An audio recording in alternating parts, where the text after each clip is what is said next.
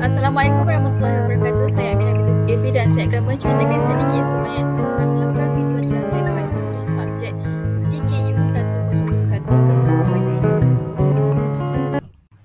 Saya akan menerangkan tentang info produk jualan saya. Pertama sekali, produk yang saya pilih adalah produk Cokotak. Pengedar pilihan saya jenama NIMS. Jenis produk saya produk manisan. Jenis Cokotak saya ada 4 jenis Cokotak, iaitu Coco Rice, Coco Ball, Coco Crush dan juga Coco Crisp. Saya juga cara pembungkusan saya adalah secara dalam tak kedap udara yang kemas. Dan kenapa memilih pengedar ini? Kerana laris di pasaran. Kedua adalah berkualiti dan berpengalaman jauh serta senang untuk berurusan dengannya. Seterusnya adalah cara pemasaran. Saya mempunyai rangka perniagaan iaitu model perniagaan. Yang pertama, dari segi segmen pelanggan, saya telah target saya adalah pelajar kolej, kanak-kanak, orang dewasa, pekerja dan juga penggemar coklat.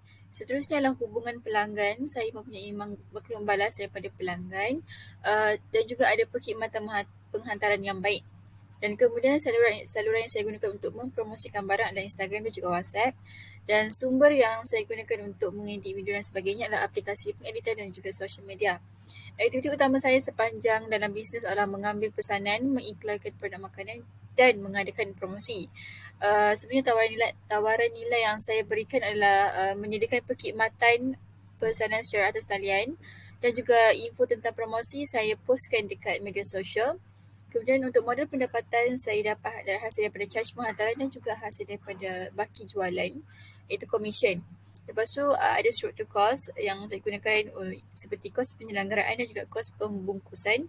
Dan rakan perniagaan yang utama adalah NIMS dan juga keluarga. Selain itu, masalah yang saya hadapi sepanjang saya menjalankan bisnes adalah pertama sekali terlalu banyak cara dan teknik yang diperolehi menyebabkan saya jadi confused. Dan kemudian kurang berpengalaman, saya sangat kurang berpengalaman dalam bisnes. Ada juga masalah dalam mencari pembekal yang bagus sebab terlalu banyak pembekal, jadi kena pilih yang betul. Dan yang terakhir adalah kurang pengalaman dalam menghasilkan soal selidik. Saya kena cari soalan-soalan yang sesuai untuk mendapatkan maklumat daripada responden.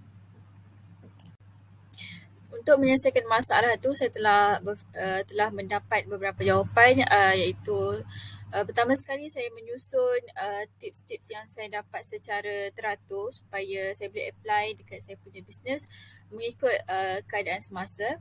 Seterusnya adalah mendapatkan perkongsian pengalaman daripada kawan-kawan, seperti yang saya ada beberapa kawan saya yang mengambil bisnes dan juga ada yang buat bisnes, jadi saya mendapatkan pengalaman daripada mereka.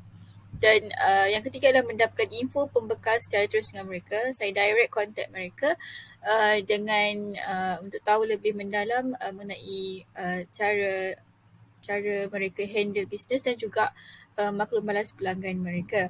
Dan yang terakhir adalah saya menonton video tutorial membuat soal selidik dan saya juga bertanya kepada kawan-kawan saya yang mengetahui cara-cara untuk membuat soal selidik.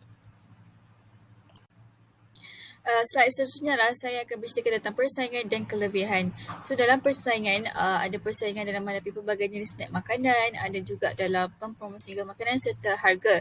Jadi ketiga-tiga semua ni saya lawan ataupun hadapi dengan belajar untuk menentukan pelanggan-pelanggan yang saya nak, dan saya juga belajar cara-cara dalam menghasilkan gambar yang menarik dan ilustrasi yang menarik, dan yang terakhir adalah saya bijak dalam menentukan harga mengikut harga pasaran dan juga harga semasa.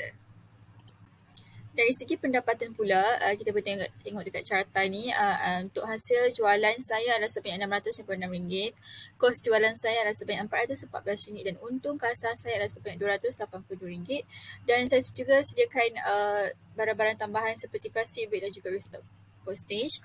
Dan plastik beg tu harga RM3.60 dan juga restock postage sebanyak RM18. Di sini saya kongsikan juga keuntungan dan pulangan saya sepanjang saya menjalankan bisnes.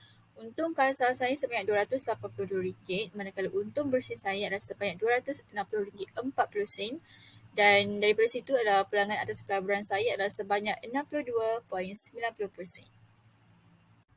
Jadi itulah dia laporan yang telah saya buat untuk subjek JKU 1001 keusahawanan. Sekian, terima kasih.